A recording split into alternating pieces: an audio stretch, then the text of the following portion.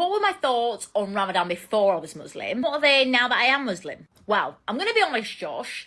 I used to work with some Muslims in my old job, and I was always really respectful, but I can never really get my head around what exactly it was or why they couldn't eat. And I always saw everybody looked really thirsty. That's because they were sometimes pale, very dry lips, and obviously quite lethargic. Now I understand what you do in Ramadan. I get the reason why. Now I just understand it more and appreciate it because I'm part of it. It's part of what I need to do. It's one of the 5 pillars of Islam, which are basically the pillars that you need to follow to be a Muslim. I hope that explains. Actually, even if you don't follow it, you're still a Muslim. Even if you don't fast, you're still a Muslim. You just have to believe that it's required for you to follow. And if you're not following it, it's a sin. But even if you're not fasting, you're still a Muslim. You're just a Muslim who's sinning.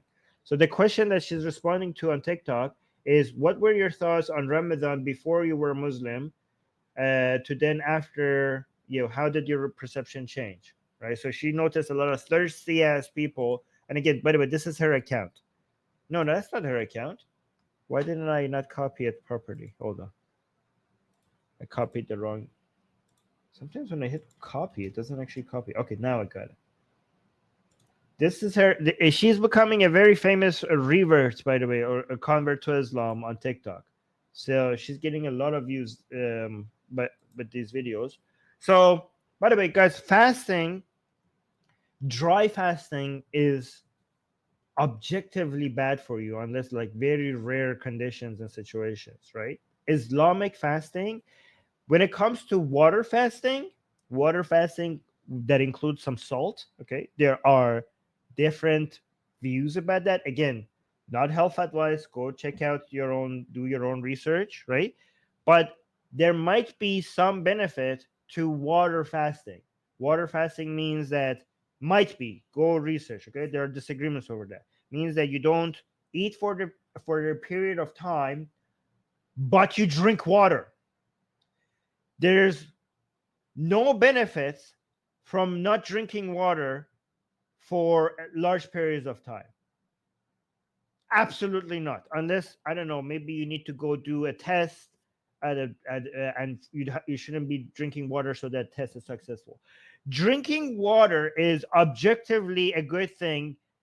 It's very hard to drink too much water. There's always a limit, an upper limit, but most people are not drinking enough water. Okay, actually, let's stay hydrated. Guys, stay hydrated. Do not fast Islamically. Staying hydrated is very important. Islamic fasting is objectively bad for your health, right? So there's 2 types of fasting: water fasting, dry fasting. Water fasting, meaning like maybe you don't, for example, eat anything from, or I don't know, 8 hours, 6 hours, 10 hours, whatever, but you're drinking water. It could be, especially for people with diabetes, it could be beneficial. Again, not health advice. Go do your own research, okay? But dry fasting, meaning that for a long period of time, not only you don't eat food, you don't drink water as well. That is horrible. That is extremely harmful. Do not do that. Do not do that unless a doctor or a health expert is specifically telling you to do that for a specific reason. But otherwise, do not. Drink more water. Drink more water. All right? Stay hydrated. So Islam is objectively destructive and harmful for your health. That is, so wait, what was her? And also, she's not getting Islam correctly either. She's like, if you're required to agree that this is required for you to remain a Muslim. So guys, again, I explained this to everybody. In Islam, if you do not do one of the commandments of Allah, for example, if Allah tells you not to drink alcohol, if you drink alcohol, that doesn't mean you're not a Muslim anymore. Let's say I'm a Muslim and I'm drinking alcohol. Am I still a Muslim? Yes, I'm still a Muslim. I'm just a Muslim who's sinning right now, okay? For me to be able to be kicked out of the fold of Islam, to be takfired, as they say, is for me to deny that this is a sin, that this is a commandment of Allah. So if I'm drinking, let's say I'm a Muslim and I'm drinking, or if I'm not fasting, and you come and tell me, Armin, you're a Muslim. Why are you drinking? Or why are you eating on Ramadan? If I respond to you like, yes, it's a sin. I know I'm weak. I'm weak. I shouldn't be doing this. That means I'm still a Muslim. But if I come to you and tell you that, no, this is not a sin. I am allowed to drink in Islam. Then, from an Islamic perspective, you could be takfired, mean kicked out of the fold of Islam. There's two definitions of Muslim: the internal definition, the external definition. From an Islamic perspective, because I deny that this is a commandment of Allah, then I could be takfired. However, globally, the way the word Muslim is used, they might still refer to you as a Muslim, right? But internally, according to Islamic schools of thought, then you could be takfir. But again, this video, wow, this frame looks okay. Again, you can see that anything could be justified. It doesn't matter. Like, we have objective scientific proof that dry fasting is bad for you, but it doesn't matter. They could come up with an excuse to make everything look good, because the point is not for them to be objectively correct. The point is that this is not my tribe, and I'm going to defend it no matter what. Oh, this is another famous revert. She's becoming very popular on TikTok because of her being a revert. And now let's listen to what she has to say. You're born Muslim or you found is. Oh, wait. So actually, let me give you the context. The context says, don't walk by blind faith. Oh, so she's going to explain to us how Islam doesn't promote blind faith, I think. So let's listen to her. Whether you were born Muslim or you found Islam like me and you're a Muslim revert, you still need to find Islam and connect to Allah on your own. In the Quran, it says in Al-Isra, number 17, and the verse 36, do not follow what you do not know, for the ear and the eye and the heart shall all be called to account. So don't walk by blind faith. Don't just follow what your parents told you. Learn your religion. Really take ownership of your faith and your connection with Allah. Only you can grow your connection with Allah, not your parents.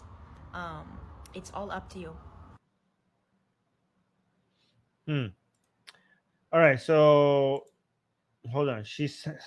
I just went and looked at some other verses because she's talking about not following blind faith. Like, let me actually listen to the last part at one time. So don't walk by blind faith. Don't just follow what your parents told you. Learn your religion. Really take ownership of your faith and your connection with Allah. Only you can grow your connection with Allah, not your parents. It's all up to you. All right, Number so 17. Hold on, wait, stop. So it's not just number 17. Let's look at this one as well. Let me actually make this. Why is this so small? Okay, that's better. This one says, I think this is the same chapter but a different verse. For example, verse 36 is, it says, do not follow blindly what you do not know to be true. Ears, eyes, and heart, you will be questioned about all these. Okay, so the Quran, does mention not to follow things blindly, but then it asks you to follow things blindly, because what does it mean to follow things blindly? It means to accept something without questioning it, to accept something without you having evidence for it. So it's true that the Quran does mention to not follow things blindly, but then when it asks you to accept its message, the way that it asks you to do that is basically the same as blind faith. Let me actually, for example, let's look at a couple of other verses, right? So this is chapter 49, verse 15. This one says, the true believers are the ones who have faith in God and his messengers and leave all doubt behind, right? Like, lack of skepticism is one of the attributes of blind faith, right? And it says the ones who have struggled with their positions and their persons. Okay, so that's a different. this I just wanted to. There's a lot of verses in the Quran that tells you not to be skeptical, to just do not doubt, which is basically blind faith, right? And then we have other verses. For example, this one. What does this one says? This is chapter 5, verse 101 says, "You who believe, mu'minun, meaning Muslims."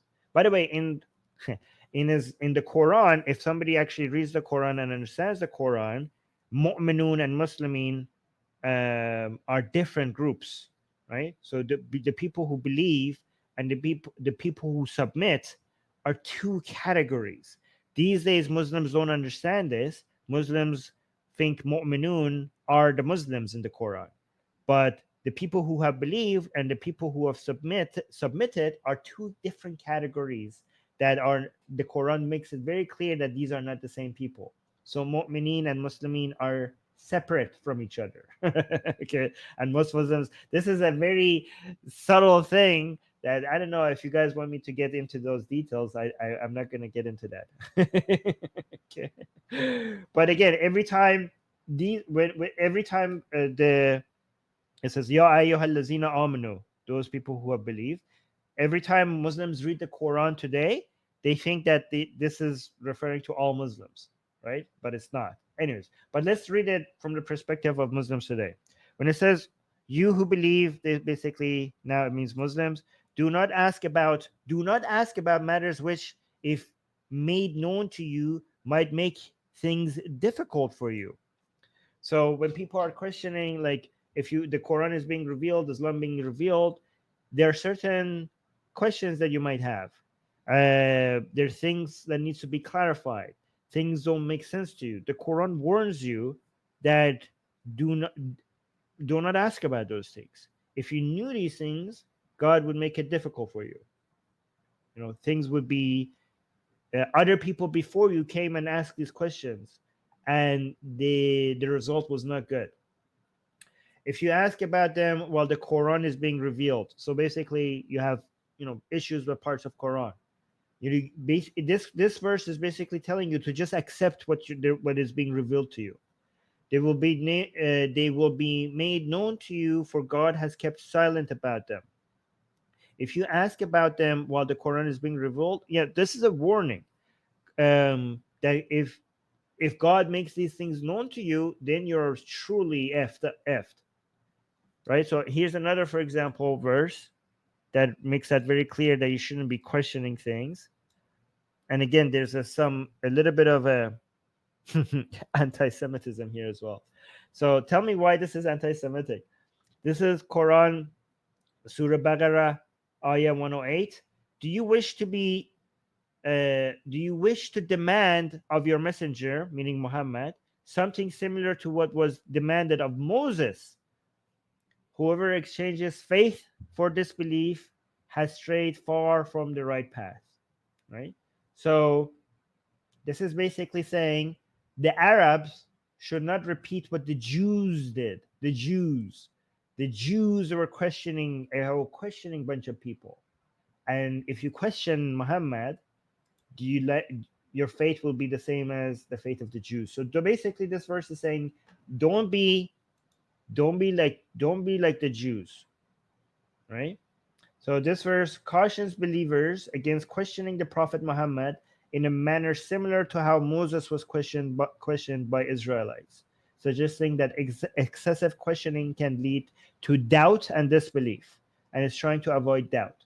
And there's a ton of other verses like this. This was just like, I just spent 3 minutes to grab a couple of them, but there's so many verses in the Quran that warns you about questioning things and sees doubt and skepticism as a bad thing.